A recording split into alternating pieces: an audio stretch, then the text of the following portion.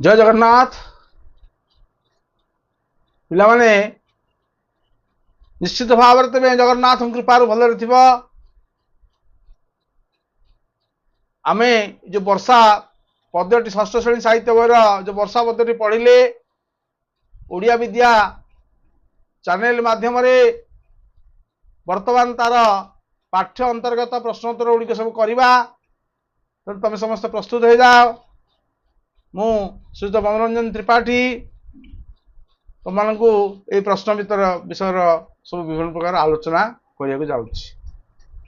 पाठ्य अंतर्गत मो बुझे अच्छी भले देख निम्न दिया प्रश्न उत्तर ठीक उत्तर पाखे तारा चिन्ह दबा कौटा ठीक। कवितार मेघ मिले शून्य पथे ये कौ पथ कथा कही मेघ मिले शून्य पथे ये कौन कह भले कि देख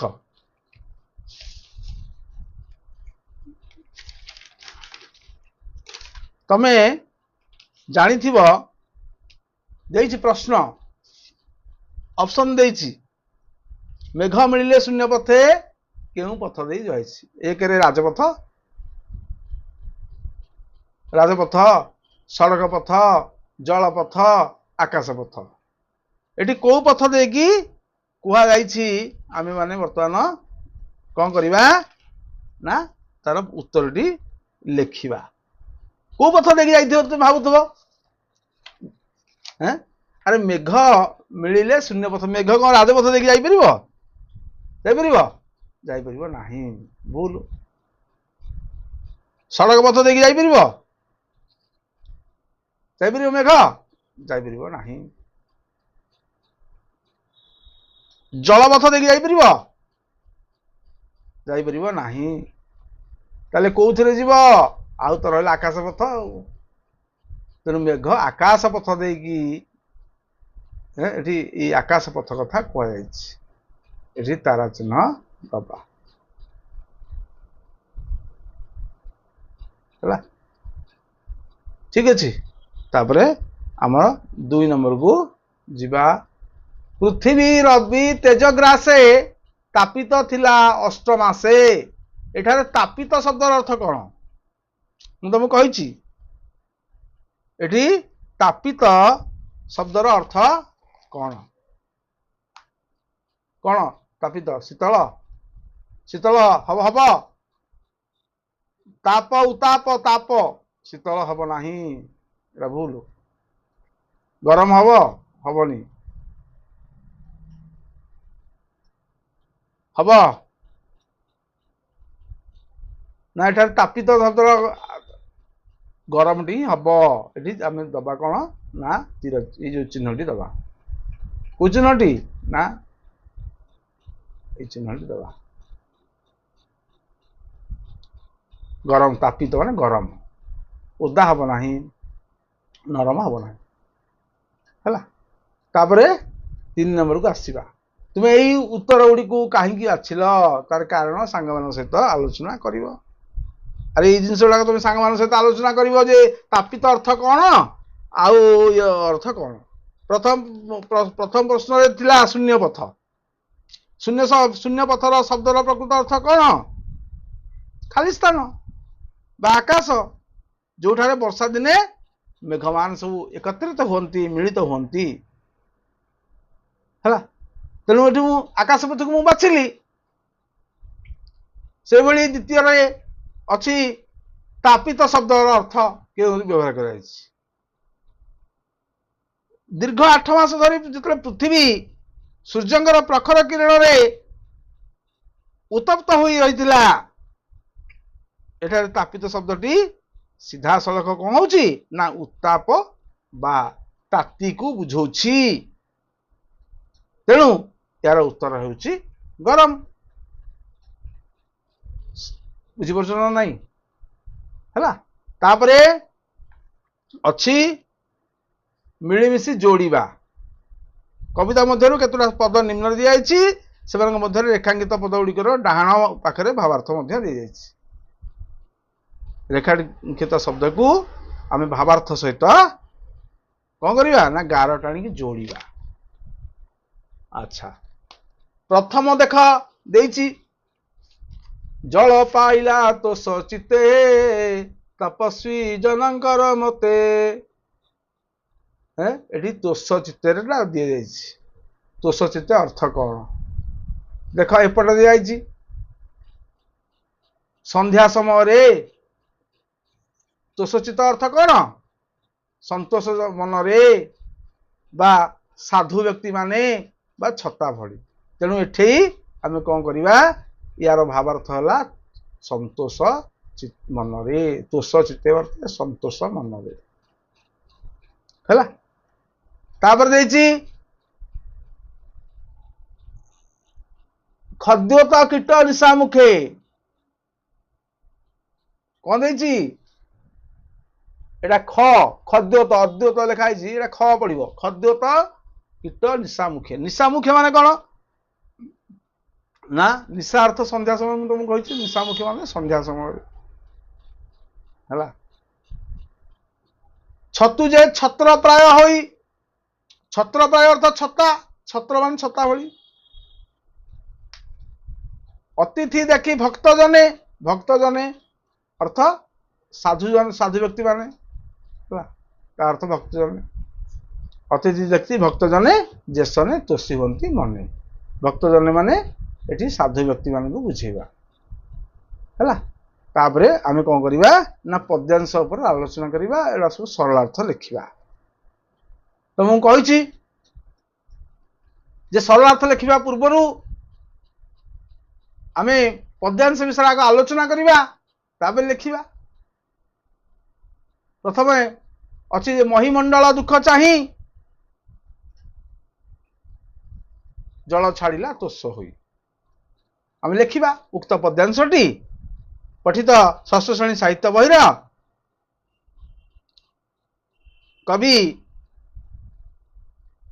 अतिबड़ी जगन्नाथ दास रचित वर्षा कवितार आनीत। यही प्रसंग रे कवि कौन करछंती ना वर्षा ऋतु रे वृष्टिपात विषय रे वर्णना करछंती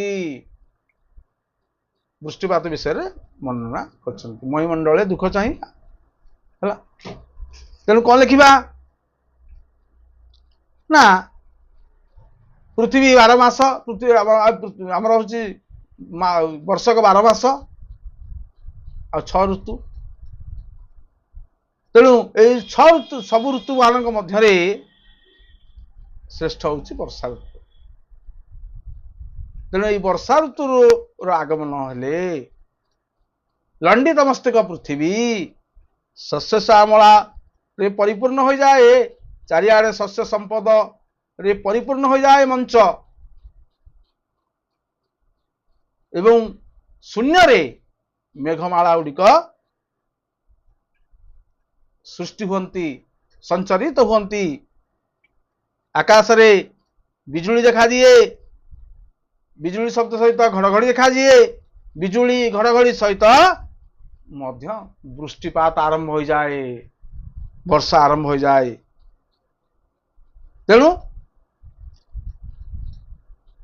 सत जेपरी यही ग्रीष्मतापित पृथ्वीर दुख को मेघ बुझी पारि तेणु से कौन करछि ना मेघ बुझी पारि जलदान करिछि एवं पृथ्वीर समस्त लोकन को लोक माने जल पाई आश्वस्ति लाभ करिछंती। बुझिपारछ महिमंडल दुख चाही जल छाड़िला तोष हुई। समस्त महिमंडल रही प्राणी जगत उद्भिद जगत समस्ते तांकर खुशी हो जाइछंती। तेणु सत जेपरी यही ग्रीष्मतापित पृथ्वीर दुख को बुझीपारी मेघ है। मेघ बुझीपारी जलदान करी समस्त जीवन रक्षा करिछि समस्त को संतुष्ट करिछि समस्त को आनंदित देछि समस्त परितृप्त करिछि। बास कविंकर वर्णनाटी अत्यंत ହୃଦୟସ୍ପର୍ଶୀ ଏଥିରେ ଅତ୍ୟୁକ୍ତି ହେବ ନାହିଁ। ରହିଲା। ତାପରେ କଣ ଅଛି ନା ଅଳ୍ପ ନଦୀଏ ପୁରିଲେ ଲହରୀ ମତେ ଉଛୁଳିଲେ। ସେଇଆ ଉକ୍ତ ପଦ୍ୟାଂଶଟି ପଠିତ ଷଷ୍ଠ ଶ୍ରେଣୀ ସାହିତ୍ୟ ବହିର କବି ଅତିବଡ଼ି ଜଗନ୍ନାଥ ଦାସଙ୍କ ବିରଚିତ ବର୍ଷା ପଦ୍ୟରୁ ଆନିତ। ଏହି ପ୍ରସଙ୍ଗରେ କବି ଜଗନ୍ନାଥ ଦାସ ବର୍ଷା ଋତୁରେ ନଦୀମାନଙ୍କର ଅବସ୍ଥା ବିଷୟରେ ବର୍ଣ୍ଣନା କରିଛନ୍ତି। ନଦୀମାନେ କିଭଳି ଜଳପୂର୍ଣ୍ଣ ହୋଇ ତାଙ୍କର ଲହରୀ ଦ୍ୱାରା ବା ଲହରୀ ମାଧ୍ୟମରେ ଉଛଳି ଉଠନ୍ତି ସେ ବିଷୟରେ ଅତି ସୁନ୍ଦର ଭାବରେ ବର୍ଣ୍ଣନା କରିଛନ୍ତି। ଆମେ ଲେଖିପାରିବା ଯେ এই ଗ୍ରୀଷ୍ମ ଋତୁ ପରିସାନ ପରେ ବା ଗ୍ରୀଷ୍ମ ଋତୁ ଅନ୍ତେ ଧରଣୀକୁ ଆଗମନ କରେ ବର୍ଷା ଋତୁ। ଏହାର ଆଗମନରେ ଶୂନ୍ୟରେ ସଞ୍ଚରିତ ହୋଇଥିବା ମେଘ ସହ ବୃଷ୍ଟିପାତ ମଧ୍ୟ କରେ। ଆଚ୍ଛା, ଘୋର ଶବ୍ଦରେ ବୃଷ୍ଟି ହେତୁ ଗ୍ରୀଷ୍ମ ତାପିତ ଧରଣୀ ମନରେ ସନ୍ତୋଷ ଆସେ। ପରିତୃପ୍ତ ହୋଇଛି ଧରଣୀ ରାଣୀ। ବୃଷ୍ଟି ଜଳରେ ପରିପୂର୍ଣ୍ଣ ହୋଇଥିବା ନଦୀମାନେ ଲହରୀମାଳା ସହିତ ଉଛଳି ଉଠନ୍ତି ଏବଂ ଲହରୀ ଉଠିବା ଫଳରେ ଚାରିଆଡେ ନଦୀରେ ପାଣି ଭରି ଉଠେ। ତେଣୁ ଏହି ବର୍ଷା ଋତୁର ବର୍ଣ୍ଣନା ବା କବି ଯେଉଁଭଳି ଭାବରେ ବର୍ଷା ଋତୁକୁ ବର୍ଣ୍ଣନା କରିଛନ୍ତି ତାହା ଅତ୍ୟନ୍ତ ଶିକ୍ଷଣୀୟ ଅଟେ ବା ମନଛୁଆଁ ଅଟେ। ହେଲା, ବା କବି ତାର ବର୍ଣ୍ଣନା ବା ବର୍ଷା ଋତୁର ବାସ୍ତବ ବର୍ଣ୍ଣନା ଅତ୍ୟନ୍ତ ପ୍ରଶଂସନୀୟ ଅଟେ। ଲେଖିପାରିବା, ନିଜ ମନରୁ ଲେଖିବା, ଖାଲି ନିଜ ମନରୁ ହିଁ ଏଗୁଡ଼ା ସବୁ ଲେଖିବା। କଣ ବୁଝିଲେ ଆମେ?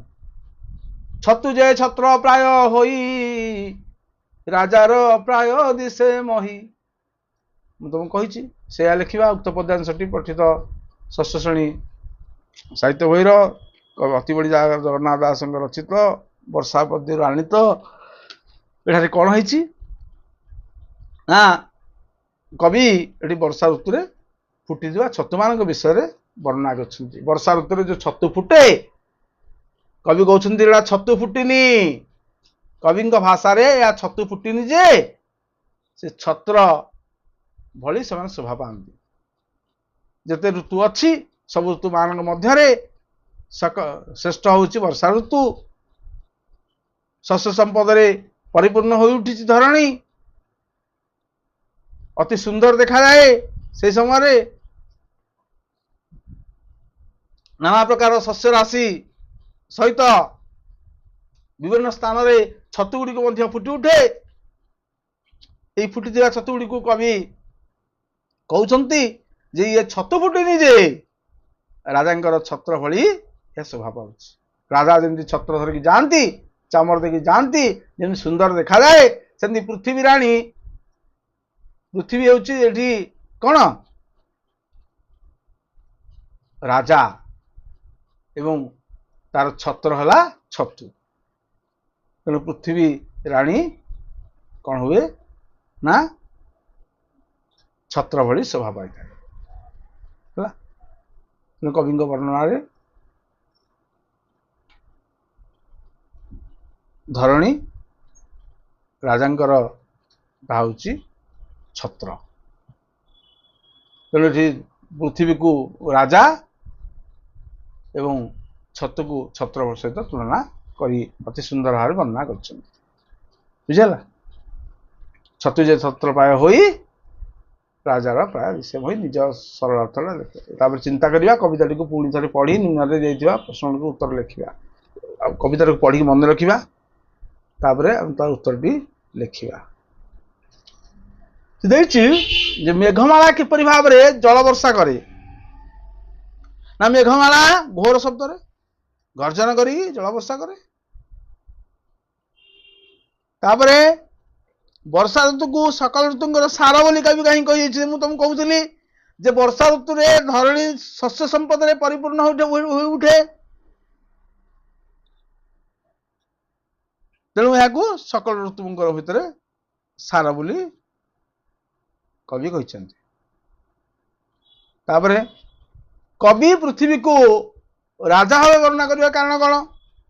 ମୁଁ ଏଇ ସାଙ୍ଗେ ସାଙ୍ଗେ କହୁଥିଲି ରାଜଛତ୍ର ପରି ଚାରିଆଡେ ଛତୁ ଫୁଟିଥିବାରୁ କବି ପୃଥିବୀକୁ ରାଜା ଭାବରେ ବର୍ଣ୍ଣନା କରୁଛନ୍ତି। କହିଲେ ଆରେ ମୁଁ ତ ଯୁଆଡେ ଯାଉଛି ରାଜା, ସେମିତି ଏ ଛତୁ ମଧ୍ୟ ରାଜା।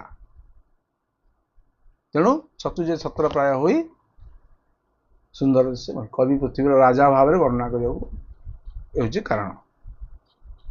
ହେଲା, ରାଜଛତ୍ର ପରି ଚାରିଆଡେ ଛତୁ ଫୁଟିବାରୁ କବି ପୃଥିବୀକୁ ରାଜା ଭାବରେ ବର୍ଣ୍ଣନା କରୁଛନ୍ତି।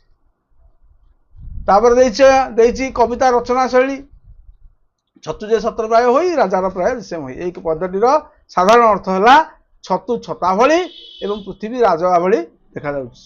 କିନ୍ତୁ ଏହାର ଭାବାର୍ଥ ଏପରି ହେବ, ରାଜା ଯେତେବେଳେ ଭ୍ରମଣରେ ବାହାରନ୍ତି ସେତେବେଳେ ତାଙ୍କ ଆଗରେ ଆଲଟ ଚାମର ଛତ୍ର ଛତ୍ରୀ ଛାୟା ପ୍ରଦାନ ନିମନ୍ତେ ଧରାଯାଇଥାଏ। ତେଣୁ ବର୍ଷା ଋତୁରେ ପୃଥିବୀ ପୃଷ୍ଠରେ ଅନେକ ପ୍ରକାର ଛତୁ ଫୁଟିଥାଏ। ସେଇ ଛତୁ ଗୁଡ଼ିକ ଛତୁ ଯେମିତି ଛତା ଭଳି ରାଜାଙ୍କୁ ଛାୟା ପ୍ରଦାନ କରୁଛି ବୋଲି ବର୍ଣ୍ଣନା କରାଯାଉଛି। ଏଭଳି ବର୍ଣ୍ଣନା କରିବାର ସୌନ୍ଦର୍ଯ୍ୟ ବଢ଼ାଇବା ସହିତ ଆନନ୍ଦ ପ୍ରଦାନ କରିଥାଏ। ସେଇଭଳି ପଦ ଗୁଡ଼ିକୁ ଆମେ ବାଛିବା, ତାପରେ ଆଲୋଚନା କରିବା। ତେଣୁ ସେଗୁଡ଼ିକୁ ଆମେ ବାଛିବା ଏବଂ ଆଲୋଚନା କରିବା। ଆଚ୍ଛା,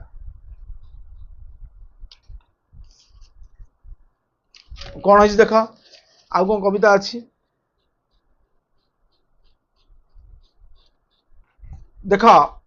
ସେଇଭଳି ଭାବରେ ଅଛି ତାର ଯେ ଭାବାର୍ଥଟା ଲେଖା ହେଇଛି ଏଥିରେ, ସେମିତି ଆମେ ଭାବାର୍ଥ ମଧ୍ୟ ଲେଖିବା। ମୟୂରେ ଗିରି ଶିଖେ ଥାଇ ନୃତ୍ୟ କରନ୍ତି ମେଘେ ଚାହିଁ, ଅତିଥି ଦେଖି ଭକ୍ତ ଜନେ ଯେସନ ତୋଷୀ ହୁଅନ୍ତି ମନେ। ତେଣୁ ଏଇ ଯୋଉ ପଦଟିରେ କବି ବର୍ଷା ଦିନେ ପର୍ବତ ଶିଖରରେ କଳା ମେଘକୁ ଦେଖି ଆନନ୍ଦରେ ନାଚୁଥିବା ମୟୂର ମାନଙ୍କର କଥାକୁ ଅତି ସୁନ୍ଦର ଭାବରେ ବର୍ଣ୍ଣନା କରିଛନ୍ତି। ଏହାକୁ ପ୍ରକୃତର ଭାବାର୍ଥ ହେଉଛି ଯେ ଅନ୍ୟ ଘରକୁ କୌଣସି ଅନାଥ ଆସିଲେ ବା ଅତିଥି ଯଦି ଆସିବେ ଲୋକ ସେପରି ଖୁସି ହୋଇଥାନ୍ତି। ଠିକ ସେହିପରି ଆକାଶରେ ନୂଆ ମେଘକୁ ଦେଖି ମୟୂର ଆନନ୍ଦରେ ନାଚି ଉଠିଲା। କଳା ମେଘ ଦେଖି ନାଚେ ମୟୂର, କଣ୍ଠ ଦିଶେ ତାର କି ମନୋହର। ତେଣୁ ସେ କଳା ମେଘକୁ ଦେଖି ନାଚି ଉଠିଲା। ଏଠାରେ କବି ମେଘକୁ ଜଣେ ଅତିଥି ଆଉ ମୟୂରକୁ ତାଙ୍କୁ ସ୍ୱାଗତ କରୁଥିବା ଯେଉଁମାନେ ସବୁ ଆନନ୍ଦିତ ବ୍ୟକ୍ତି ତୁଳନା କରିଛନ୍ତି। ପ୍ରକୃତିର ଏହି ଜୀବନ୍ତ ଦୃଶ୍ୟ ସହିତ ମଣିଷର ଆଚରଣକୁ ଯୋଡ଼ି କରି ନିଜର ଶ୍ରେଷ୍ଠ କଳ୍ପନା ଶକ୍ତିର ପରିଚୟ ଦେଇଛନ୍ତି। ହେଲା, ତେଣୁ ଏହା ଦ୍ୱାରା କବିତାର ସୌନ୍ଦର୍ଯ୍ୟ ବୃଦ୍ଧି ପାଇବ। ହେଲା, ପାଠକ ମାନଙ୍କୁ ମଧ୍ୟ ଛୁଇଁବ।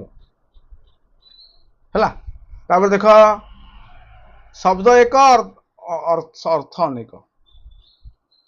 ଘୋର ଶବଦେ ମେଘମାଳ ଗର୍ଜନ୍ତି ଗର୍ଜିଣ ବରସନ୍ତି ଜଳ। ତେଣୁ ଏଠି ଜଳ ବରସିବା କଥା କୁହାଯାଇଛି। ବରସିବା ଶବ୍ଦ ଅନ୍ୟ ସ୍ଥାନରେ ଭିନ୍ନ ଭିନ୍ନ ରୂପରେ ବ୍ୟବହାର କରାଯାଇପାରେ। ସେମିତିକି ଧନ ବର୍ଷିବା ଅର୍ଥ ପ୍ରଚୁର ଧନ ପ୍ରାପ୍ତି ହେବା। ଫୁଲ ବରସିବା ଅର୍ଥ ପ୍ରଚୁର ଫୁଲ ଉପରେ ପଡ଼ିବା। ସେଭଳି ବରସିବା ଶବ୍ଦକୁ ଆମେ ଅନ୍ୟ ଏକ ଉପାୟରେ କହିଲେ ଚିନ୍ତା କରି କେତୋଟି ବାକ୍ୟ ଆମେ କହିବା। ମାଡ଼ ବରସିବା ଗୋଟେ ହେଲା। ମାଡ଼ ବରସିବା କଣ? ଆରେ ଚୋର ମାନେ ଯେତେବେଳେ ଧରା ପଡୁଛନ୍ତି बा चोर धरा पड़िलारू लोके कौन करछंती लोक हो बा पुलिस हो तापरे उत्तम मध्यम के थौछंती हला गाली वर्षिबा मन कर तुम घरे दुष्टाम काम करछ तुम बापू माँ माने कौन करछंती गाली वर्षिबा को आरंभ करिवे ना नहीं अच्छा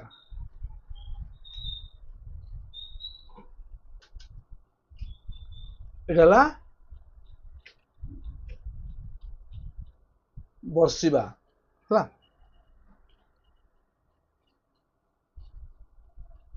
अच्छा तापरे अनेक शब्द पाई एक शब्द अनेक शब्द पाई एक शब्द मंडुके मेघनाद शुणी गर्जंती आवरण पानी कवितार निया पानी शब्दटर अर्थ है जल एवं पानी अर्थ है जीवन भात एभली अनेक अर्थ पाई कवितार गोटे शब्द व्यवहार कर भिन्नार्थबोधक शब्द कहुए ये शब्द गुड़ी निज मनरू आम बुझा कर कर अर्थ गोटे खजना दे कर अर्थ सूर्य किरण कर तेणु अक्षर सारणी को तुम अक्षर सारणी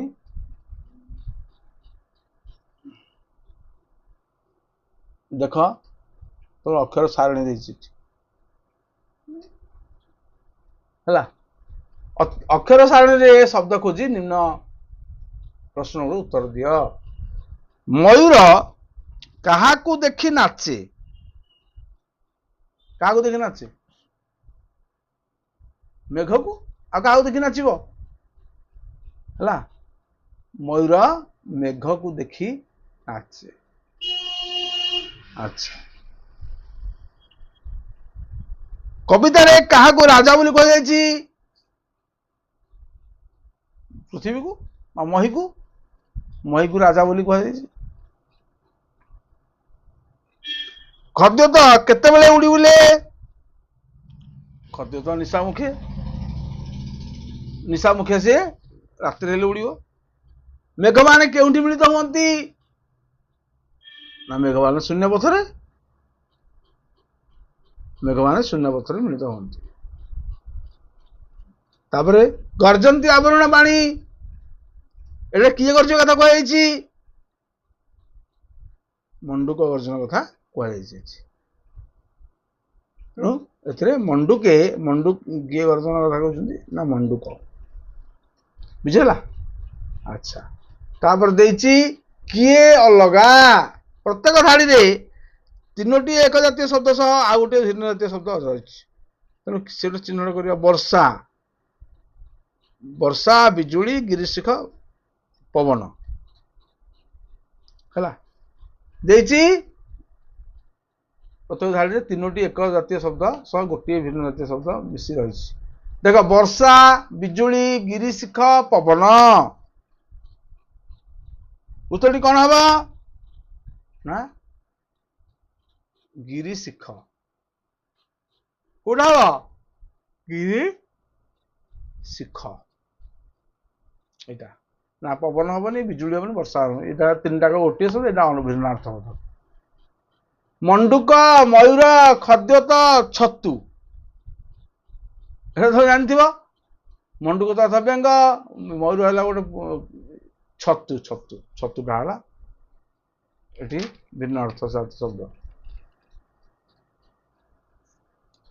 ग्रीष्म काल वर्षा काल अतीत काल बसंत काल अरे ग्रीष्म काल तो गोटे वर्षा काल तो गोटे बसंत काल गोटे अतीत काल कौन अच्छी कि तेणु अतीत कालटा आम कौन अलग शब्द अतीत काल है तापरे पाठ बाहर से आमर आवश्यक ना तुम निजे तो कर वर्षा को नहीं विभिन्न लोक भिन्न भिन्न अलग थाए वर्षा आसले तुमको केमती लगे कौन लगे भल लगे वर्षा आसले मत भल लगे वर्षार पवन आउ वर्षा पड़ा मन रे आनंद भर दिए ତାହେଲେ ବର୍ଷାରେ ଆମେ କଣ ଓଦା ହେଇକି କଣ ଡଙ୍ଗା ବସଉ, ଏହା ସବୁ ଲେଖିବ ମନ ଇଚ୍ଛା। କେଉଁ ଋତୁଟି ଅଧିକ ଭଲ ଲାଗେ, ତମକୁ ଯୋଉଟା ଭଲ ଲାଗେ। କାହାକୁ ବର୍ଷା ଋତୁ ଭଲ ଲାଗୁଥିବ, କାହାକୁ ଗ୍ରୀଷ୍ମ ଋତୁ ଭଲ ଲାଗୁଥିବ, କାହାକୁ ଜମା ଭଲ ଲାଗୁନଥିବ। ତେଣୁ କେଉଁ ଋତୁଟା ଅଧିକ ଭଲ ଲାଗେ। ତେଣୁ କିଏ ଯୋଉ ଋତୁ କହିବ, ଯାହାକୁ ଯୋଉ ଋତୁଟା ଭଲ ଲାଗିବ ସେ କହିବ। କାହାକୁ ଶୀତ ଭଲ ଲାଗେ, କାହାକୁ ବସନ୍ତ ଭଲ ଲାଗେ, କାହାକୁ କୋଉ ଋତୁଟା ଭଲ ଲାଗେ। ତାପରେ ସେଇ ଋତୁଟି ତୁମକୁ କାହିଁକି ପସନ୍ଦ ଲାଗେ, ଦେଖିବ କାହିଁକି କଣ। ବସନ୍ତ ଋତୁରେ ପୃଥିବୀ ସବୁ କଣ ହୁଏ ନା ପତ୍ର ପୁଷ୍ପରେ ଭରି ଯାଇଥାଏ, ପକ୍ଷୀମାନେ କଳରବ କରନ୍ତି, ତାପମାତ୍ରା ହାଲକା ହୁଏ, ସୁଖ ବା ମନେ ପଡି ଯାଇଥାଏ। ତେଣୁ ଏଇ ଋତୁରେ ବାହାରେ ବୁଲିବା ଓ ଖେଳିବା ମନକୁ ଖୁସି ଓ ଶାନ୍ତ ଦେଇଥାଏ। ବୁଝିପାରିଲ ତ। ତାପରେ ସମାଚାର ମାଧ୍ୟମରେ କଣ ନା ପ୍ରତ୍ୟେକ ପାଣିପାଗ ସବୁ ଖବର ବିଭିନ୍ନ ଗଣମାଧ୍ୟମରେ, ଯଥା ଖବରକାଗଜ, ଟେଲିଭିଜନ, ସାମାଜିକ ଗଣମାଧ୍ୟମ ମୁଖ୍ୟ ଖବର ଭାବରେ ପ୍ରସାରିତ ହୋଇଥାଏ। ଆଚ୍ଛା, ସମ୍ଭାବ୍ୟ ଦାତା ବନ୍ୟା, ବାତ୍ୟା, ଶୀତ, ବର୍ଷା, ଗ୍ରୀଷ୍ମ ଇତ୍ୟାଦି ସମ୍ବାଦ ପରିବେଷଣ କରନ୍ତି। ଏବଂ ସେଇଭଳି ଭାବରେ ତୁମେ ସମ୍ବାଦଦାତା ହୋଇ ସମ୍ବାଦ ଲେଖିପାରିବ। ସେଥିପାଇଁ ତୁମେ ତୁମର ଅନୁଭୂତି, ଅନୁଭବ କରିଥିବା କଣ ବା ଦେଖିଥିବା ଅତ୍ୟଧିକ ଗରମ, ଥଣ୍ଡା, ବର୍ଷା ତଥା ଆଜିର ଖବରକୁ କଣ ପ୍ରସ୍ତୁତ କରି ଆମେ ଶ୍ରେଣୀରେ ସେ ମଧ୍ୟ ଲେଖିପାରିବା। ହେଲା, ବର୍ଷା ଓ ବନ୍ୟାର ଶବ୍ଦର ପ୍ରକୃତ ଆମେ ସେଇଠି ଲେଖିପାରିବା ଦେଖିକି। ତାପରେ ବାତ୍ୟା ତାଣ୍ଡବ। ବାତ୍ୟା ତାଣ୍ଡବ 2024 ମସିହାରେ ଓଡ଼ିଶାର ଉପକୂଳରେ ଆଘାତ କରିଥିବା ଏକ ଭୟାବହ ଘୂର୍ଣ୍ଣିବାତ୍ୟା। ଏହା ରାଜ୍ୟରେ ଭୟଙ୍କର କ୍ଷତି ସୃଷ୍ଟି କରିଥିଲା। ବଙ୍ଗୋପସାଗରରେ ଗଠିତ ହୋଇ ତାଣ୍ଡବ ଧୀରେ ଧୀରେ କଣ ହୋଇଥିଲା ନା ଭୟାବହ ଘୂର୍ଣ୍ଣିବାତ୍ୟାରେ ପରିଣତ ହୋଇଥିଲା। ଏ ରାଜ୍ୟରେ ଭୟଙ୍କର କ୍ଷତି ସୃଷ୍ଟି କରିଥିଲା। ଏତେ ଭୟଙ୍କର ହେଲା ଯେ ଏହି ଘୂର୍ଣ୍ଣିବାତ୍ୟା 3 ମେ 2024ରେ ଏହା ପୁରୀ ନିକଟରେ ଓଡ଼ିଶା ଉପକୂଳରେ ଭୂମିସ୍ପର୍ଶ କରିଥିଲା। ଏ ବାତ୍ୟା ଫଳରେ ଭୟଙ୍କର ପବନ ହେଲା ଓ ଭାଗି ବର୍ଷା ହେଲା। ଘର, ବିଦ୍ୟୁତ ଖୁଣ୍ଟ, ଗଛ ସବୁ ଭାଙ୍ଗି ପଡ଼ିଲା। ପୂର୍ବ ସଚେତନତା ଲୋକମାନଙ୍କୁ ସୁରକ୍ଷିତ ସ୍ଥାନକୁ ନିଆଗଲା। ଉଦ୍ଧାର କାର୍ଯ୍ୟ ଯୋଗୁଁ କଣ ହେଲା, କୌଣସି ଜୀବନ ମଧ୍ୟ ହାନି ଘଟି ନଥିଲା। ତେଣୁ ବାତ୍ୟା ତାଣ୍ଡବ ଓଡ଼ିଶା ପାଇଁ ଗୋଟେ ଭୟାବହ ପ୍ରାକୃତିକ ବିପର୍ଯ୍ୟୟ କହିଲେ ଅତ୍ୟୁକ୍ତି ହେବ ନାହିଁ।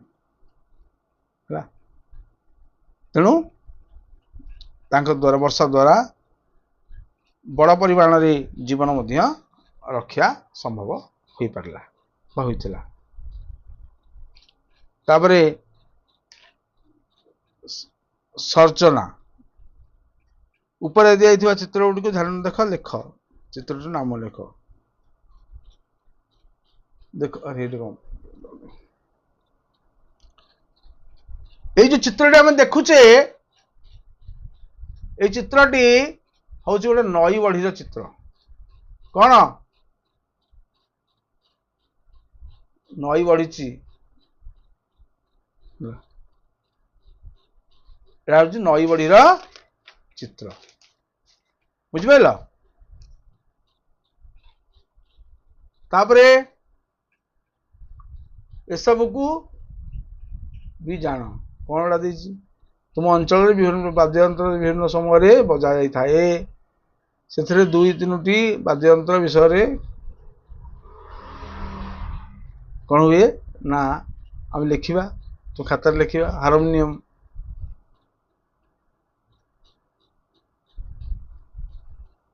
ଏଥିରେ କ'ଣ ହାରମୋନିୟମଟା କ'ଣ ନା କାଠ ଧାତୁ ଚର୍ମ ମିଶି ତିଆରି ହୁଏ। ଏହା ସଙ୍ଗୀତ ଓ ନୃତ୍ୟ ସହିତ ଡକାଯାଇଥାଏ, ବଜାଯାଇଥାଏ। ଏଥିରେ ସୁନ୍ଦର ଓ ମିଠା ଶବ୍ଦ ବାହାରେ। ତାପରେ ଡୁବି ତାବଲା ଥୁଆ ହେଇଛି, ଦେଖ ଡୁବି ତାବଲା ଏଠି ହେଲା। ଏଇଟା ହେଲା ହାରମୋନିୟମ ଗଲା।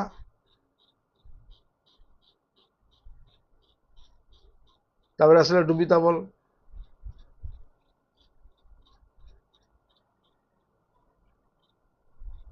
ଡୁବି ତାବଲା କ'ଣ ନା ଏଇ ଚର୍ମ ପିତ୍ତଳ କିମ୍ବା ତମ୍ବାରେ ନିର୍ମିତ। ଏହା ଭାଗ ସଙ୍ଗୀତ ଓ ନୃତ୍ୟ ସମୟରେ ବଜାଯାଇଥାଏ। ହାତର ଚାପ ଓ ଆଘାତ ଦ୍ୱାରା ଏଥିରୁ କ'ଣ ହୁଏ ନା ଭାରି ଧ୍ୱନି ବାହାରେ। ତାପରେ ମୃଦଙ୍ଗ, ଏହା ପଶୁ ଚର୍ମ ସେଇ କାଠରେ ତିଆରି। ତେଣୁ ଏଇ ଯେତେବେଳେ ଗାୟନ ବେଳେ ହରେ କୃଷ୍ଣ କୀର୍ତ୍ତନ କରୁଛେ ସେତେବେଳେ ବାଜୁଛି। ତେଣୁ ହାତର ଆଘାତ ଦ୍ୱାରା ଏସବୁ ଗମ୍ଭୀର ସୃଷ୍ଟି ନିର୍ଗତ ହୁଏ, ଯୋଉ ଧ୍ୱନି ସେଥିରୁ ନିର୍ଗତ ହୁଏ। ତାପରେ ଆସିଲା ଡ୍ରମ୍। ଡ୍ରମ୍ କୋଉଟା? ଏଇଟା ଡ୍ରମ୍।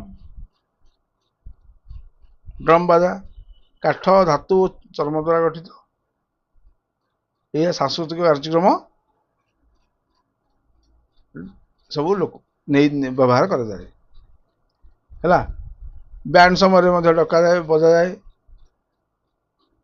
ଏଥିରୁ କ'ଣ ହୁଏ ନା ଗମ୍ଭୀର ସ୍ପଷ୍ଟ ଓ ତାଳମୟ ଶବ୍ଦ ଗୁଡ଼ିକ ସବୁ ବାହାରି ଯାଇଥାଏ ହେଲା। ତାପରେ ଆମେ କ'ଣ କରିବା ଦେଖ ପିଲେ ଅନୁସନ୍ଧାନ କରିବା।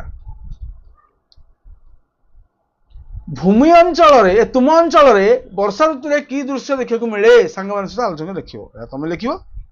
ଗ୍ରୀଷ୍ମ ଋତୁରେ ଯିବା ପରେ ବର୍ଷା ଋତୁ ଆଗମନ କରିଥାଏ। ବର୍ଷା ଋତୁ ହେଉଛି ସବୁ ଋତୁମାନଙ୍କ ମଧ୍ୟରେ ଶ୍ରେଷ୍ଠ। ଏହି ଋତୁରେ କ'ଣ ହୁଏ ନା ଶସ୍ୟ ସମ୍ପଦରେ ମର୍ତ୍ତ୍ୟପୁର ପରିପୂର୍ଣ୍ଣ ହୋଇଥାଏ। ତେଣୁ ବର୍ଷା ଋତୁ ଆସିବାରୁ ଆକାଶରେ ମେଘ ଓ ବିଜୁଳି ଏକତ୍ର ହେଲେ। ଗ୍ରୀଷ୍ମ ପୀଡ଼ିତ ଧରଣୀରେ ଦୁଃଖ ଦେଖି ଘୋର ଶବ୍ଦ କରି ମେଘମାଳା ବୃଷ୍ଟିପାତ କଲେ ଧରଣୀ ଆନନ୍ଦିତ ହେଲା ଏବଂ ପ୍ରାଣୀମାନଙ୍କର ଜୀବନ ସଦୃଶ ଜଳ ପ୍ରାପ୍ତ ଉଡ଼ିବାରୁ ଦୀର୍ଘ 8 ମାସ କାଳ ସୂର୍ଯ୍ୟ ତେଜରେ ଉତ୍ତପ୍ତ ପୃଥିବୀ ଧରଣୀ ପରିବୃତ ହେଲା। ତାପମାନେ ଯେଉଁ ତପସ୍ୱୀମାନେ ଯେଉଁଭଳି ତପସ୍ୟାରେ ଫଳକୁ ଆନନ୍ଦରେ ଉପଭୋଗ କରନ୍ତି ଧରଣୀ ସେଭଳି ସୁଖୀ ଅନୁଭବ କରେ ହେଲା। ଏବଂ ଏଇ ବର୍ଷା ଋତୁର ଅନ୍ଧାର ରାତିରେ ଜୁଳୁଜୁଳିଆ ପୋକମାନେ ଦେଖା ଦିଅନ୍ତି। ତେଣୁ ମେଘ ଶବ୍ଦ ଶୁଣି ବେଙ୍ଗମାନ ଆନନ୍ଦରେ ଜଳ ଥିବା ସ୍ଥାନ ମାନଙ୍କରେ ଗର୍ଜନ କରନ୍ତି। ଛୋଟ ଛୋଟ ନଦୀମାନେ ଜଳର ପରିପୂର୍ଣ୍ଣ ହୋଇ ଲହରୀ ସହିତ ଉଛୁଳି ଉଠନ୍ତି। ତାପରେ ବର୍ଷା କାଳରେ ନାନା ପ୍ରକାର ଶସ୍ୟରେ ପୃଥିବୀ ପରିପୂର୍ଣ୍ଣ ଦିଶିବ। ତାପରେ ବିଭିନ୍ନ ସ୍ଥାନରେ ଛତୁ ଗୁଡ଼ିକ ଛତ୍ର ଆକାରରେ ଫୁଟିବାରୁ ପୃଥିବୀ ରାଜା ଭଳି ଜଣାପଡ଼ୁଥିଲା। ଅର୍ଥାତ୍ ପୃଥିବୀ ରୂପକ ରାଜାଙ୍କର ଜଳଛତ୍ର ପରି ଛତୁ ଶୋଭା ପାଇବାକୁ ଲାଗିଲା। ଭକ୍ତଜନ ମାନେ ଅତିଥିଙ୍କୁ ଦେଖି ଯେଭଳି ମନେ ମନେ ପରିଚିତ ହୁଅନ୍ତି ସେଭଳି ଭାବରେ ଆକାଶରେ ମେଘମାଳା ଦେଖି ଗିରି ଶବ୍ଦ ବା ଗିରି ଶିଖରରେ ଥିବା ମୟୂରମାନେ ଆନନ୍ଦରେ ନୃତ୍ୟ କରନ୍ତି। କଳା ମେଘ ଦେଖି ନାଚେ ମୟୂର, ଏଭଳି ଭାବରେ ସବୁ ତାର ଅଛି। ତାପରେ ଆସିছে କ'ଣ ନା ଇନ୍ଦ୍ରଧନୁ ଆଙ୍କିବା। ଏ ଚିତ୍ର ତମେ କରିବ ହେଲା। ବର୍ଷା ଇନ୍ଦ୍ର ସବୁ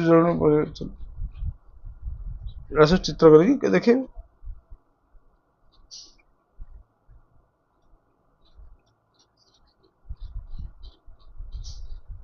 तापर देछि कोन ना इंद्रधनुटा आंकी देखियो सेतरे କିଛି ଅସୁବିଧା ନାହିଁ। ଏତିକି ହେଉଛି ତମର ବିଷୟବସ୍ତୁ। आपण माने जदि नोट्स पाइबा पई चाहुचंती फ्री रे नोट्स पाइबा पई चाहुचंती ताहाले आपण जो वीडियो वर्तमान देखुचंती तार डिस्क्रिप्शन बॉक्स को जिबे ओके देन गोटे लिंक थिबो लिखाई थिबो free notes available here okay गोटे रेड कलर चिन्ह दिया होतबो हैला से लिंक ऊपर क्लिक करला पारे आपण को गोटे व्हाट्सएप चैनल खोलिबो हमर ओडिया विद्या ऑफिशियल व्हाट्सएप चैनल खोलिबो लिखाई थिबो तळकू व्यू इन व्हाट्सएप तो व्यू इन व्हाट्सएप ऊपर क्लिक करला पारे आपण ओडिया विद्या चैनल विजिट करिवे फॉलो करिवे ताकू फॉलो न कला पर्यंत कौन सी भी पीडीएफ आपण पाइबे नाही ठीक अछि तो फॉलो करिवे एवं आपण जो क्लास रो वीडियो देखुचंदी सपोज क्लास 1 नु नै कि क्लास 8 पर्यंत जो भी क्लास रो वीडियो देखुचंदी तार सी चैप्टर ना क्लास ना ओके एवं सब्जेक्ट जहां भी देखुचंदी सेटा सर्च करिवे ओके एवं आराम से फ्री रे डाउनलोड करिवे नोट्स आराम से पढ़िबे क्लास आपण को फ्री रे दियाउची नोट्स आपण को फ्री रे दियाउची आपण को केवल पढ़िबार अछि मन ध्यान देकी पढ़िबार अछि एवं एग्जाम रे गोटे गुड स्कोर करिया अछि बेस्ट स्कोर करिया अछि एवं ओडिया विद्यार ना सब बेले ऊपर को रखिबार अछि ओके एवं तम जेपी सर एपी सर समस्त तम सहित अछंती तो तुमको पढ़िबार अछि एवं ग्रोथ करिबार अछि ओके जदि वीडियो को लाइक करना गोटे लाइक करो एवं गोटे तमर बेस्ट फ्रेंड सहित शेयर करो वीडियो को ओके सेमान को भी सुजोग दियो ओडिया विद्या रो पढ़िबा पई एवं चैनल को जदि सब्सक्राइब करना ताले कोन करछो यार जल्दी करो ओके तो जय हिंद वंदे मातरम।